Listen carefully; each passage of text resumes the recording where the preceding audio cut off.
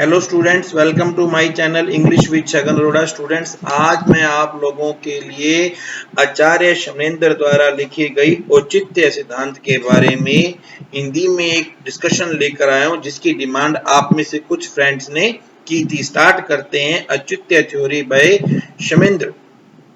तो शमनेंद्र जो थे, उन्होंने हमें औचित्य का सिद्धांत दिया और उनके गुरु का नाम था अभिनव गुप्ता। उनका बहुत ही फेमस ग्रंथ है जिसका नाम है औचित्य विकार कारक।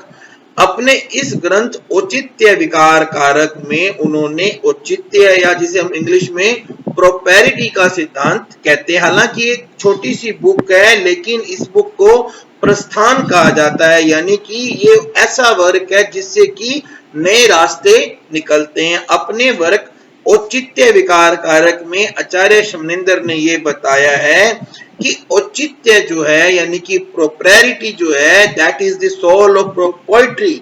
वो पोइट्री की आत्मा है। और जब भी कोई डिस्क्रिप्शन, कोई अलंकार, कोई रस पोइट्री के अंदर बढ़ जाता है तो वो पोइट्री के रस को हर्ट कर देता है और पोइट्री को नष्ट कर देता है।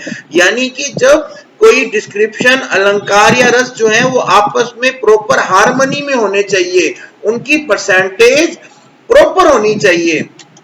औचित्य को हार्मोनी भी हम कह सकते हैं। और ये एक प्रोपोर्शन है, एक अनुपात है होल और पार्ट के बीच में, चीफ और सबसाइडरी के बीच में। ये एक प्रॉपर प्रोपोर्शन है।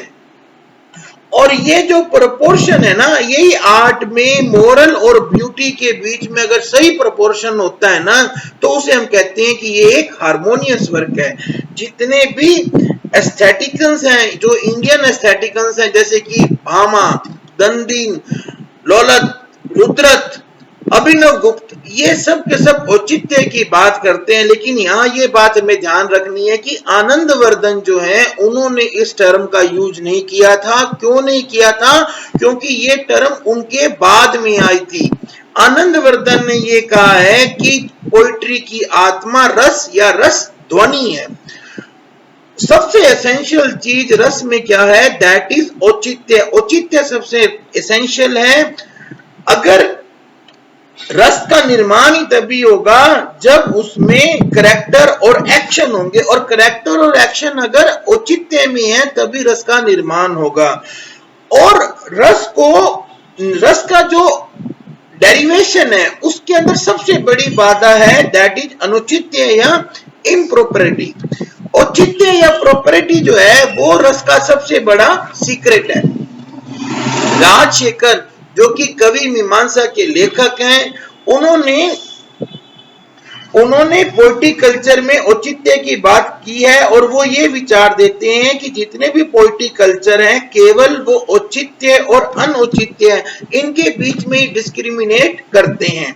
अभिनव गुप्त रस, ध्वनि और औचित्य के आधार पर ही अपनी एस्थेटिक पोजीशन को क्लियर करते हैं।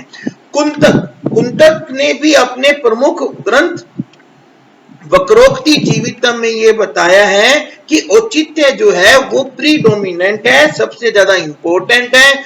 वक्रता के जितने भी उन्होंने एग्जाम्पल्स दिए हैं, उन सभी में जो चार्म है, जो उनका प्रूफ है, वो औचित्य है।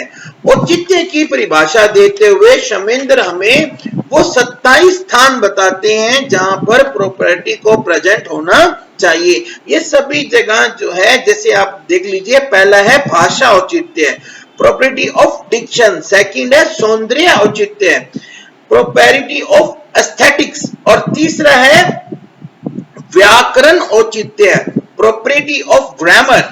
फोर्थ है संस्कृति औचित्य, प्रॉपर्टी ऑफ कल्चर। और लास्ट वन है प्रतिभा औचित्य, प्रॉपर्टी ऑफ क्रिएटिव जीनियस। ये जो उन्होंने 5 कैटेगरीज बताई हैं, इन पांचों कैटेगरीज में जो लैंग्वेज है, लैंग्वेज के डिफरेंट कॉन्स्टिट्यूएंट्स भी उसमें इंक्लूड हैं। सो आई होप फ्रेंड्स, ये छोटा सा वीडियो आपको एग्जाम में हेल्पफुल होगा। आपने अपना कीमती समय दिया, इसके लिए आपका बहुत बहुत धन्यवाद। आपका दिन शुभ हो।